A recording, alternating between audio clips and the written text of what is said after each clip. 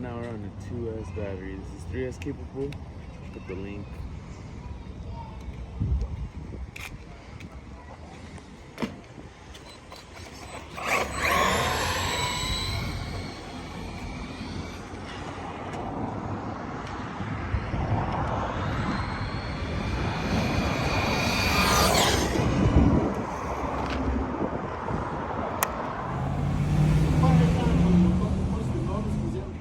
This is the top speed of the 3S battery now.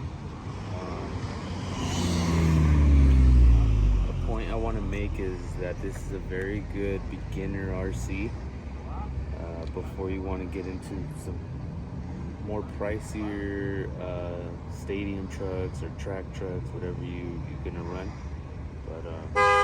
But yeah, I'll put the link for this. This is the video right here.